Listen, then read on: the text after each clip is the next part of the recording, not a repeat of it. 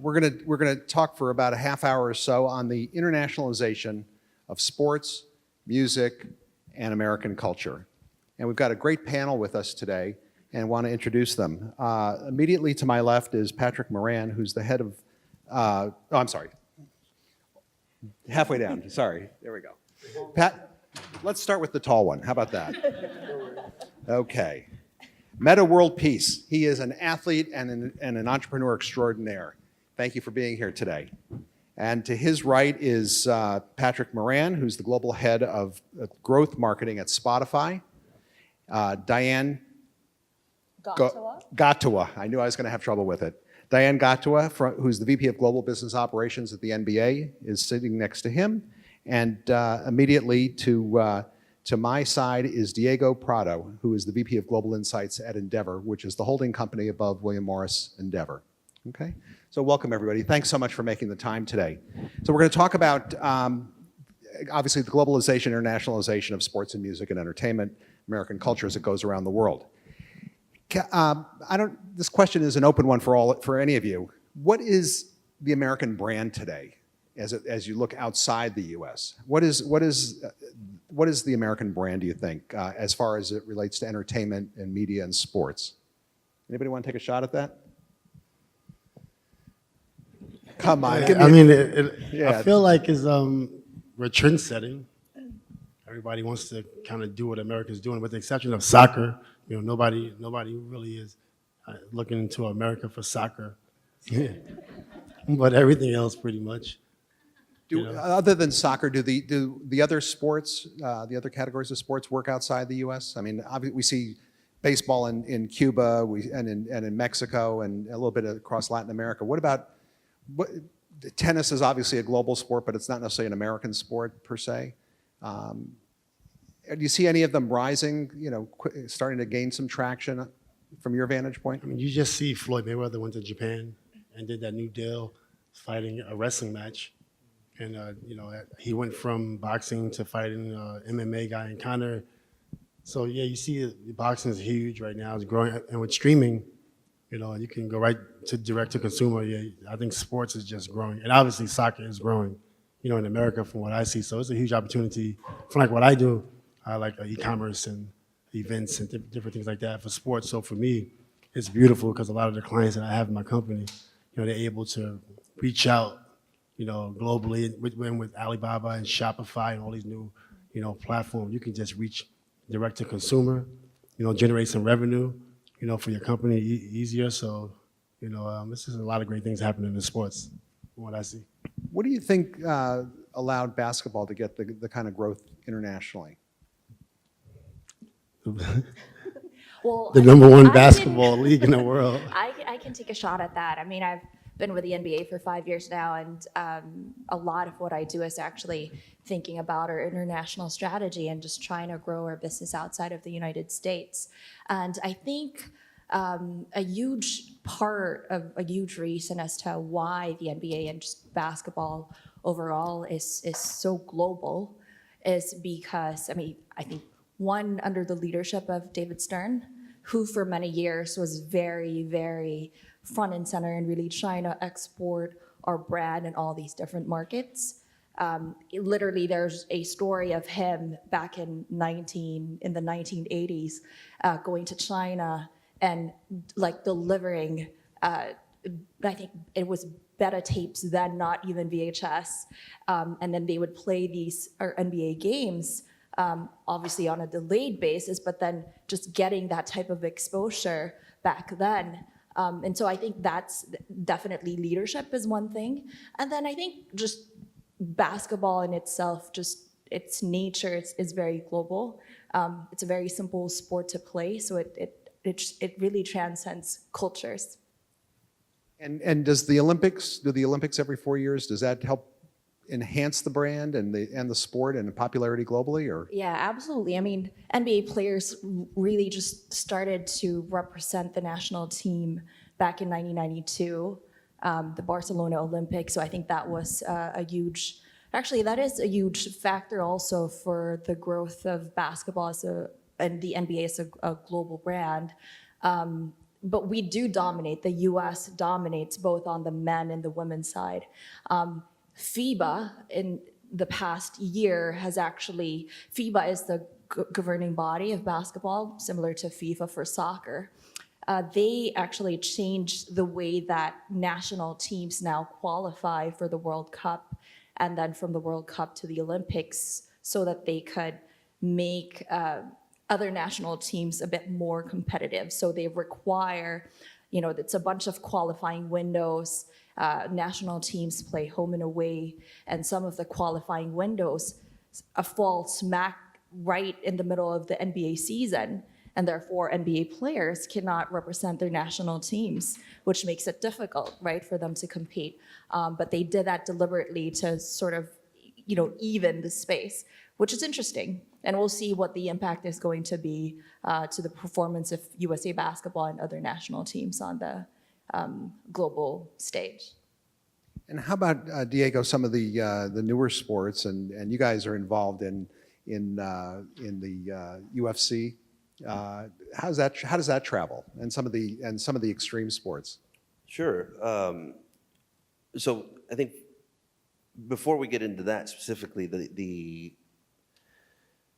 it's easy to look at as Americans at our sports portfolio and the magic that's been done with the MLB and NFL and NBA and lose sight that that's been a very long work in progress. We've been working at that since the inception of our culture. Sport has been pretty endemic to what we do. And I think why NBA, one of the reasons, aside from everything Diane just talked about, that they found success is because it's awesome. And we can't lose sight of that. We tend to be very quick to think that globally people are sitting there waiting and saying, "Ooh, I want to be like do what the Americans are doing." But if the underlying factor that defines success in globalization were one-sided, we wouldn't have adopted K-pop in the last 6 weeks. We wouldn't all know the song Gangnam Style and Despacito and all of that stuff. So it's, I think what we're seeing right now is an inflection point in access to content, where people that have never seen this stuff before are getting access to it, and therefore it's blowing up. And NBA was ahead of its time in realizing the power of going to these different places. And now it's starting to happen organically. So I think that's what will propel the globalization of sport in general. Relative to some of the stuff that we're doing, at the end of the day, where we find success is where we localize effectively and truly embrace the local culture. Bull riding, PBR, perfect example, a very non-traditional sport outside of the Western lifestyle. And it's one of the largest events that happens at MSG every year. It's one of the largest events that happen in Vegas every year. We are truly global. We have a PBR circuit in Australia. We have one in Mexico. We have one in Brazil. Most of our riders that kick ass every year are Brazilian. So they're beating us at our game. So it's interesting because you wouldn't necessarily expect something that could have been marketed as incredibly American with its association to the Western lifestyle and being a cowboy, with attributes within any of those other markets. And I'd actually posed a question to the forum here: is where else would something like that resonate? Can India with all of its culture embrace something as unique as PBR? Similarly for China, there's just, because it's good content, can it become viral? And I think it can. So UFC is another good example. It's a brand that over the last 25 years has gone from nothing to something that's worth a lot of money that we've proven because we've paid for it. But it's a huge brand. It's a huge platform. How is it going to evolve? How has it become more inclusive of other cultures? MMA is very much that. It's global. It's not American per se. Fighting is endemic to human culture, and not necessarily in a good way. I'm not advocating for it. Let's not all have a brawl. But it's very intrinsic in who we are as humans. And so MMA is actually mixed martial arts in the sense that it's the fusion of multiple different disciplines, and they all come from different countries.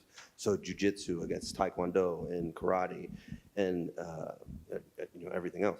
So all of that coming together and finding the ultimate fighter out of each of those disciplines and pairing them against each other and having boxing and kickboxing and all of these cultures actually coming together. So it shouldn't surprise us that something like that is able to transcend, borders and governments and politics. And I think the same is true. NBA is hugely successful and they have their stuff together because they've been at it for a long time and they're a greater organization.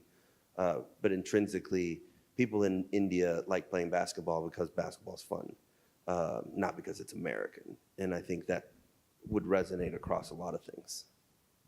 And if you look at something like MMA in Asia or in India or other parts of the world, is it as much about following the stars or the talent kind of thing? Is there that kind of connection to the talent, to the athletes? Absolutely. And where we find our greatest success is where we're able to organically, truly localize, right? In the NBA, we can't downplay what Yao Ming did for basketball in China, right? Having a Chinese player that people can identify is no different than you looking at someone that looks like you, talks like you, agrees with you, and being able to be agreeable because you agree. It's just human nature. And so having someone in the sport, the UFC signed its first Indian player in 2017. We expect big things to come out of that. But that takes time. We've been developing athletes in this country for a very long time across various sports. It shouldn't surprise us that if you go to India where people aren't immersed in sports and athletic development since they're in PE in elementary school, that you're not going to get top talent if you're trying to develop a UFC fighter and have them compete against athletes across the global stage. And that's true in basketball, baseball, football, or whatever. But you shouldn't be surprised when you get someone that's transitioning from playing rugby in Australia to becoming one of the best tight ends in the NFL. Athleticism in itself is something we've developed in this country. And the rest of the world stage has to catch up in that sense. The stuff that we do at IMG Academy in Florida, we train hand-eye coordination on video boards with lights popping on and off where it's meant to actually train your brain and how quick your brain processes so that a quarterback can later read a defense faster than he could before that. And the same thing for the NBA. So the technology and the investments that we're making in making great athletes needs to transcend borders as well. And you see that actively. India invests in bringing kids to the U.S. in various sports across tennis and soccer and basketball to develop them into being the top talent that's going to emerge 20 years from now. But it's very much a long game. How many, the IMG Academy, how many sports are sort of embraced under that umbrella? Directly, basketball, soccer, lacrosse, tennis, and boys and girls soccer, boys and girls lacrosse, tennis, golf, I'm trying to count, baseball, track, everything. And it's a multi-sport training facility. We have professional athletes come train there. They go to a boarding school, the ones that are there on full-time tuition. They're trained throughout high school to become, exemplary athletes. And it's not for everyone. There could be someone with incredible talent that just doesn't have the drive. I came to work for IMG. That's how I left the car rental and airline industry. And I came to work to IMG. I interviewed in Bradenton and my first job with this company was at IMG Academy. And I've, after mergers, acquisitions, et cetera, and I've moved into kind of this role. But I started because when I got there to interview, I flew in on a Sunday from New York, and I arrived, and I had some great interviews and all of that. But the thing that made me want to be there and part of that organization was they said, Diego, take a trolley and go, look around campus and get familiar with it for tomorrow. And so I took the tram, and as I was getting on the tram, there was 6 kids getting on the tram with me, and they are like just decked out in baseball gear, caps and cleats and this and that. And I was like, guys, you got training on a Sunday? And they're like, no, we're just going to the baseball fields to play pickle. And I was just like, so you train 4 hours a day in sport, 4 hours a day in academics, and on the weekend, you go play more baseball. And that's the drive that's required to become a professional athlete. It's a different breed. It's a different level of dedication, and athleticism is key, but drive is really what makes it happen. And I knew at that point that I wanted to be a part of that. But I think that's ultimately what we'll see. Interesting. We've talked about sports. Let's talk about music as something that also is a global phenomenon. We've all grown up with music as a part of our lives, and those of us here in the U.S. hear mostly American music, with probably a lot of British as well. But talk about it from a global point of view, Patrick, and both in terms of how American music is exported and perceived globally, and then sort of the local repertoire side of things around the world. And because there's original music coming out of Japan that's only in Japan. Yeah. It's interesting. Content is a little bit interesting. So I think there's probably 2 things that I could probably point to that have sort of caused all of this change over the last maybe 5 to 7 years. And I would probably say one is distribution, and then the second is quality of content. And insofar as distribution, I think to, I guess, what we were talking about earlier, the internet has allowed us to sort of democratize sort of access, right? And you're now getting to see millions of people in Brazil be able to access not just sort of American content, but Brazilian content in ways that they have not done before holistically.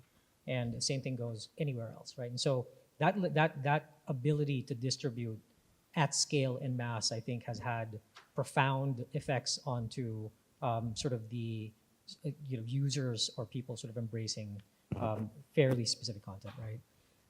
Next is that I think this is, I guess it relates to music just as it does to sort of movies and things of that nature. But one thing I did realize, and so I worked at Netflix for a little bit. One thing I realized there was that they weren't afraid to fail in terms of developing content.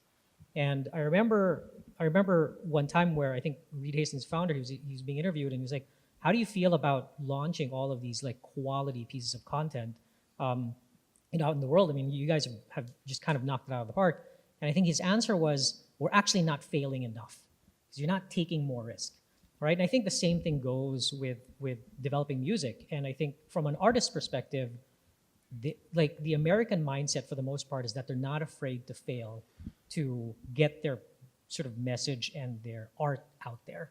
And I think that creates so much creative liberty that the level of innovation just goes so much faster than everything else, right? So I think there's that part of the American music, but then because of that, the localization or people embracing various genres, but with a very strong cultural aspect, becomes that much more significant. So Brazilian rap, like K-pop, like all of that comes from sort of American type genres that was localized by fairly specific markets, right? Because they take the genre, but then they take it and sort of develop it in such a way where it communicates and it resonates specifically with the local audiences. So I think those 2, distribution and quality of content, I think has been pretty key into sort of the changes that we've seen over the last few years. Interesting. Meta, talk about, I mean, you've played for teams all over the world, right? And you've lived in different parts of the world. Are you perceived as the American who goes over and plays? Do you become more localized as a brand? How do you, as you look back on that period of your career, how do you think about that? Yeah, I played in China right after my one of my stints in the NBA. When I went out there, I actually changed my nickname to the Panda's Friend. And the Panda's Friend. Yeah, it was real cool. They put it on the back of the jerseys. And then I went to Italy when I got back from China. And they also put the Panda's Friend. I trademarked it and different things like that. And started to sell shirts. And I went there embracing a country that pays me, I would say 10 times the amount for an appearance that I would get into America. So I wanted to embrace that country because I always want to go back and do business there. So over the last 4 years, I've been developing this new brand just by respecting or embracing the culture. I got a small office in Shanghai now, which is pretty cool. Trying to build my sports management company. I played in Italy, and the same thing when I went to Italy. When I went to Italy, went out there and embraced the culture, and I got two investors that's from Italy. Actually, my first investors in my company, and just doing things that they do, and not going there as the American.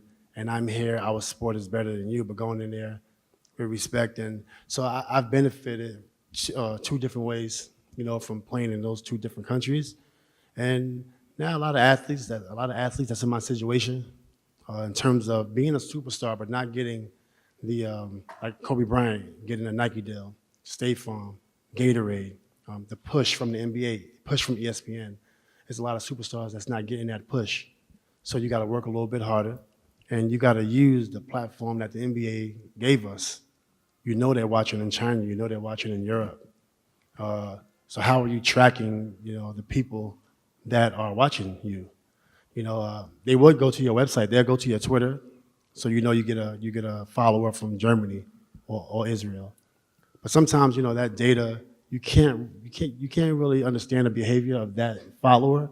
Whereas if they come into your website, if they're coming to your website, you're able to take that and do so much with it. So that's something I've been focusing on in my company is the data, and I've been trying to get my investors to understand, like, if we get the data, we can do anything we want. We can help so many athletes that some athletes want to sell sneakers. Some athletes, such as Allen Iverson, he launched the Big Three pretty much, even though he don't have no ownership. But he pretty much launched that league, and that's an event, in itself. So I mean, how many more of these type of events can we do? Can you take any events to Miami and take them to Italy? Obviously the NBA is doing a lot of great things. They have NBA China, NBA, Africa, but not everyone get those opportunities to participate. I remember when I was a top third team All NBA 2004, and I didn't make the Olympics, which is a dream of mine. So there's a lot of athletes that don't get those opportunities. So my whole thing is, how can you use what the NBA gave you? Me being a basketball player, how can I use that platform and stay connected to people that's been connected to me for years, and go there and just do different things, whether it's doing a panel or whether it's to get thousands of people and sell thousands of tickets, which they're doing in Australia. I'm going in November, or doing games or selling shoes, or even a publication. You see the Players Tribune, that launched. People from all around the world they tuned into the Players Tribune because it's for the players, not owned by the players. But it's for the players. And you look at Bleacher Report, sold to Turner, I guess for almost $1 billion or so. So there's so much opportunity in sports that I want to take advantage of and give back, to athletes, expose athletes that are not really focused on that part, and hopefully take them international and do a lot of fun things. If I can just jump in, Bill, because I think for the NBA, we're very lucky that we have Meta, and our players are very authentic, and they make that connection for us. And they then, we actually, it's the 5th year that we've had over 100 players of the 450 come from outside the United States. So you can imagine they're from all over the world. They go back and they do all these things on their own. They're very accessible. They're very relatable. And so it's almost it's an organic marketing machine right there. And they're able to make those connections. And, the thing about basketball too is you can see that they're very recognizable. Our athletes are very recognizable. They're not wearing a helmet the way they do in football. And so they're just, it's easy for them to become stars. So I think that's definitely one thing that's worked very well for us. Does the NBA and part of your portfolio, I mean, do you spend a lot of time and money and resources for those athletes in the local regions, meaning outside the U.S., in their local Yeah, we work nationalities? hand in hand with our players. But I don't know if so we've played 3 games in Africa now, Johannesburg. I think you mentioned that earlier. So we have, it's not a preseason game or a regular season game. It's literally smack in the middle of August, which is the dead of summer. And we have Team World, Team Africa, and players go there on their own. We have an innovation summit. Carmelo actually was a speaker in the panel this past August. And so we work with them. Whenever we go to other countries as well, we always have a component that is focused on the community and social responsibility. So we had, we work with Habitat for Humanity. So we have our players actually build homes for the community, and they play with these kids. And so that's part of what we do, and we work hand in hand with the players to do that. And what kind of change in mindset do people, whether it's at the NBA or other leagues or with the music companies, how do you, if you're at the company side or the league side or even the network side, how do you advise these folks to expand their thinking about the globalization part and not just making it we send somebody out, make some quick money and steal it and come back to America and put it back in the bank? I mean, to do it in a respectful way and to do it in a way that really builds a business that's organic, as you talked about, a couple of you.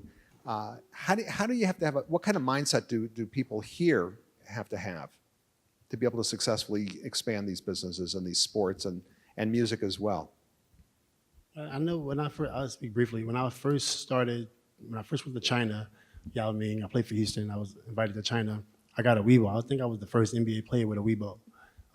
And it was just a Chinese Twitter.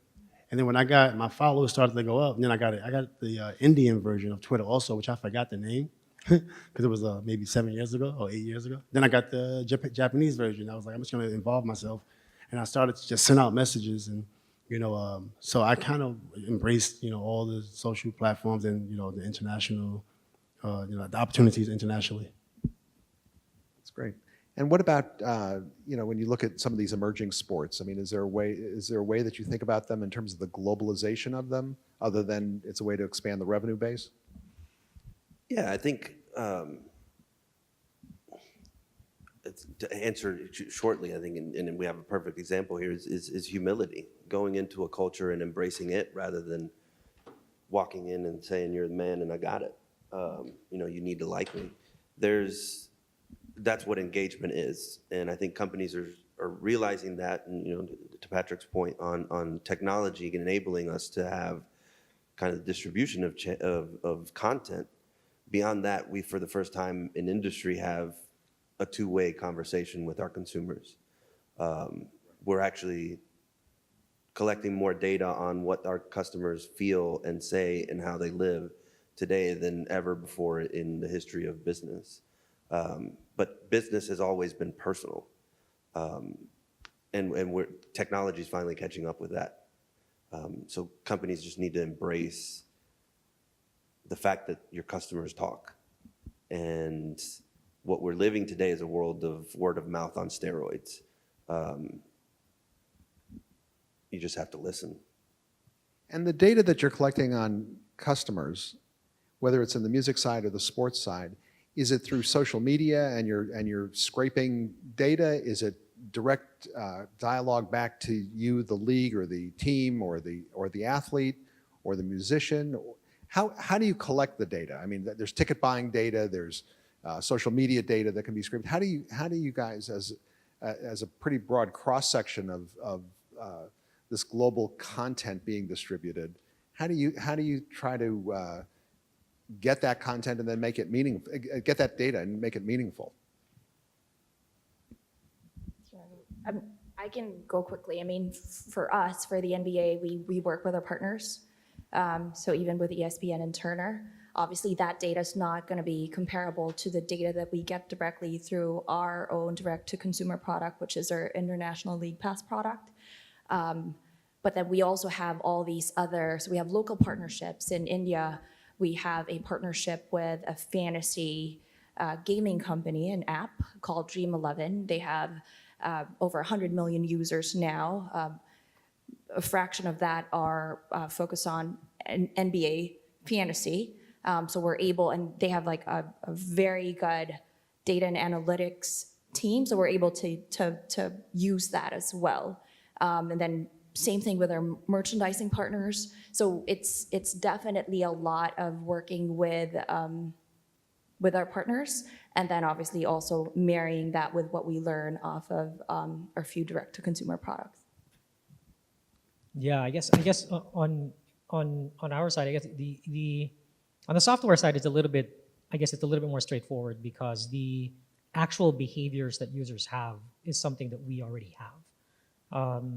So everything that's ancillary to that off-platform basically just informs how we try to continue to engage users on platform, right? I mean, at the end of the day, independent of the data, what we want to do at least is ensure that when you want to listen to something or when you want to listen to music or create a playlist or what have you, that Spotify's the first one. If you want to go watch a movie or want to watch content, Netflix is the first one you think of, right? And so building that habitual behavior is essentially kind of front and center, and then everything kind of that surrounds that is sort of what the data informs. But yeah, I mean, that's kind of how we sort of start to think about it. And do you see a lot of sort of local competition in terms of other music services trying to either keep you out or or box you out? And how do you deal with the local competition? Yeah, it's interesting. I think like several years ago, there were a lot of these smaller players like RDO and Launch and a lot of these guys, and it was tough because licensing at that point was kind of tough. Like the labels really held sort of a lot of the power. Now Amazon's getting into it, Apple's getting into it, Google's getting into it, and they've got significant distribution channels that are sort of very challenging to compete with. So insofar as internationalization, I mean, I think that's where being a little bit more localized then tends to matter. That's where having direct relationships with the artists start to matter a little bit more. Just because I think the level of personalization then becomes sort of a little bit more of a differentiator amongst sort of everybody else. Do you think in today's global marketplace where content is available essentially, I'm oversimplifying, but you can get content all over the world, some of it legally, some of it not legally, but putting that huge issue to the side, is it essential for sort of the American-based, the US-based entertainment companies and sports companies to be global, or is there an argument that folks here should be much more provincial and kind of America first, and not trying to go political here, but is international a key component, and if so, why? Yeah, I'll take a stab at it. I guess if you look at maybe 10 years ago, when you say a company has 100 million monthly active users or 150 million monthly active users, that was pretty significant. Whereas now I think you would probably have to say you're at 300, 400, 500 million monthly active users to actually be quote unquote large and significant.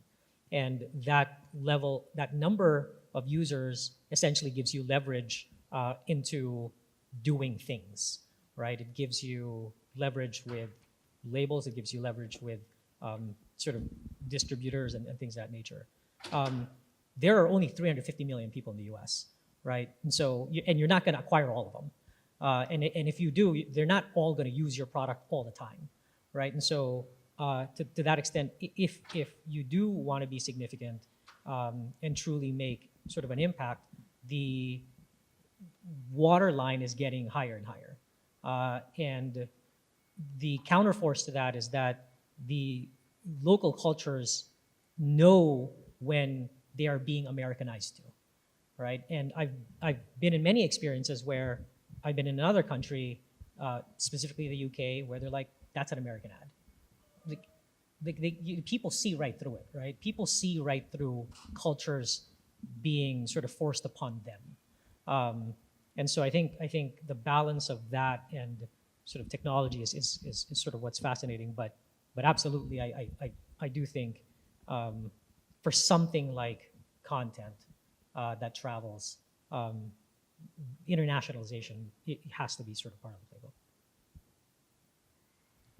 If it wasn't important, then I wouldn't have my job. And it's a very important job. So I guess we've got, want to save a few minutes certainly for questions from the audience, but just in just one more minute, one more question just across down the line. What are you most concerned about as you look at whether it's your entrepreneurial businesses going forward, the music business on a global basis, the league on a global basis, and the work that you do with the leagues? What are you guys most concerned about in the short term, in the next 12, 18 months, that's going to impact your businesses? Well, one of my first products that I'm trying to launch is a digital basketball league to make it a little bit easier for people like myself to play basketball in front of a large audience. So it's a lot of leagues coming out, a lot of apps, a lot of competition. So it's like, do you move forward and just try to be first to market, or do you see the mistakes people, some of these other platforms are making? Is there something else you could address to help, our audience? So right now, that's been my biggest concern, what I'm trying to do. But I feel like basketball is just huge, and there's 400 NBA players, I think it's about 140,000 Division I athletes or college athletes, something like that. So it's still a lot of room for people to play sports, if not on a college level, recreational. And there's an audience for it. If you look at The Professor, 1 million YouTube subscribers, 2 million Instagram followers, a basketball influencer, and never played in the NBA. The biggest basketball influencer on YouTube.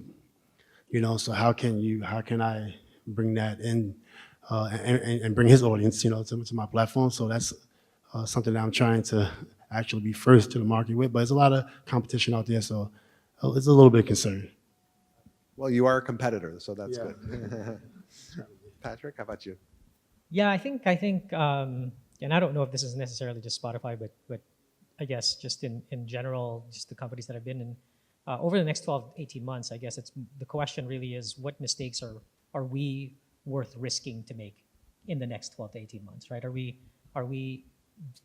if we double down on Argentina or Brazil, are we willing to risk not focusing on Indonesia, for example, right? So I think those things, at least for the next 12 to 18 months, especially as companies like Amazon and Apple are sort of doubling down on their sort of distribution strategies, simply because they know that content is the way to sort of latch users into Google Home, into Amazon Prime, into the iPhone, right? So, Thanks. Diane? Yeah, I would say it's similar for me. I mean, it's really a very competitive marketplace. I mean, I think that's one of the reasons why we also launched our 2K League very recently, because we're seeing, I mean, there's some parts of the world where kids, I think primarily here in the US, where, they're not as active. They're actually more into video games right now. And so we're starting to broaden our product offering that way. So it's just making sure that we stay ahead of that and we keep that share of mind, I think is a big concern for us. Diego? I think for us as a company, the next 12 to 18 months, if you're able to keep up with everything that's happening, is we have to make a concerted effort to improve on the data side. It sounds like when we talk about it up here that we might have our shit together. But the reality is that to get where we need to be, to do true automation and personalization and understand the consumer and all the cool things I've been talking about, we have a lot of data cleaning to do, a lot of infrastructure building, and teaching the organization how to transition from being what we have been traditionally as a B2B company to being a B2B company to be a B2C company.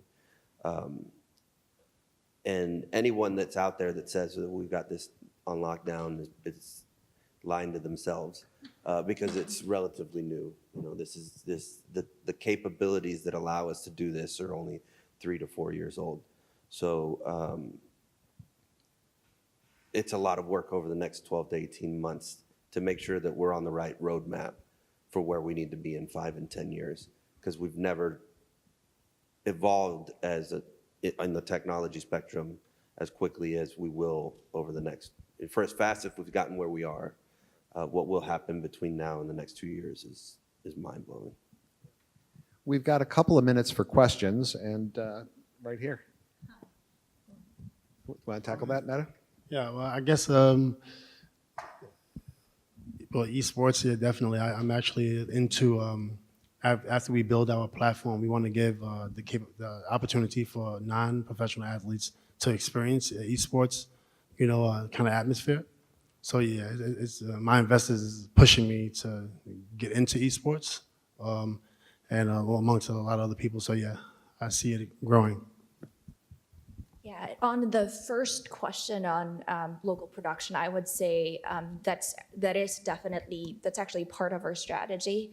So when we talk about non-game content, we definitely work with local partners that way. And then on your second question on esports, it's definitely something that we're keeping an eye on. The IOC, I think, recently had a summit, and I know they're talking about potentially having esports or some form of esports be part of the Olympics at some point. And people have very strong views about that, where how do you define an athlete, right? Like, so it's just, but it's really, I think it's top of mind now. So I'm sure not just our league, but all the sports leagues, and I mean, even media and entertainment companies are highly focused on that. Yeah, just E-League's a big one for us. And on the first point, absolutely. Even where we operate internally, where everything is us on production level, we rely very heavily throughout our network distributed across the entire globe. And so being global means being local. And we have offices all over the globe with teams, and we tap into obviously the entire network across the globe. But working with the right partners in country is a determining factor in success in a lot of ways. Relative to E-League, we've made a huge bet on it. We do believe in it pretty strongly. There is, back to the conversation about the academy, there's a strong line of demarcation between the people that can compete at the professional sports level and the rest of us. And there's a very small population, 1% of college athletes who are already high caliber athletes perform ever in the professional space. And so the other 98% of high school athletes is pretty impressive. So there's a lot, to Meta's point, on what can be done. Relative to E-League, it's very easy to associate playing video games with unathletic. But the training regimen that these individuals go through to be able to sit through a video game and immerse themselves entirely and play for 8 or 12 hours to win a game is incredibly physical. And measuring that and how it becomes a sport is definitely a spectacle, right? There's millions of people around the globe that like watching how it plays out. Because from a content perspective, it is just as real as the dynamics between two NBA teams on court and not knowing what the outcome is going to be. It is true competition. And the athleticism behind it is real. And it's well, your fingers, but physically, I mean, it is relentless on your body. And it's no different, if you really put it into perspective, than a race car driver sitting in a cockpit going 200 miles an hour around a racetrack, except that if they crash, they don't die. But the physicality of knowing and being aware of everything that's going on around you transcends just the physical world, right? It's impressive. And knowing the amount of training that goes into some of these guys that are, and it's new, right? It's a sport that's evolving. But knowing the training that goes into these guys from a mental and physical perspective of being able to do what they're doing is more athletic than I am. Now that's not a high bar, but there is some athleticism to it. And it's interesting because some of these, the kind of athletes you're talking about doing this, they burn out at 23, 24, 25. I mean, their careers are shorter than an NFL player. I mean, they're great from a parent, and I've got a couple of friends and colleagues who are in this business. And the talent, if you will, the athletes, they're great from about 18 to 22. Yeah, I mean, I heard it's because of the dexterity of their, not an expert whatsoever, but that's at least what I heard. We'll take, we're over our time allotment, but if there was one more quick question from the audience. Yes, sir.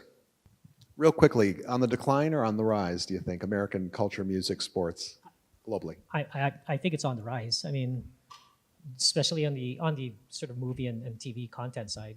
I don't know sort of any other content provider outside of maybe possibly Indian ones that drive the numbers that sort of American content drives. I would probably say the same thing for music. Meta, how about from your point of view? I mean, just newly into this business, I've been focused on my sport for 19 years, but from what I see, it looks like everybody wants to come to America, a lot of people. And you still get people that live in their countries that's very happy, but for the most part, so many different ethnicities and demographics are trying to come to America and trying to produce content. A lot of the Chinese companies are trying to come to America now to produce content to send back to China. Right. So definitely think it's on the rise. Good. Diane, in 30 seconds? I tend to agree. But then being American too is just like, what is being American, right? Like, it's just, I think, a mix now of almost everything. So I think with that mix, it's just become more appealing. Great. Diego? I agree wholeheartedly. It's on the rise, and it's up to us to make sure that that continues. But it's still, I'm an immigrant. Luckily, my dad chose to move here when we were 5, or when I was 5. It's still the land of opportunity, and there's still an American dream.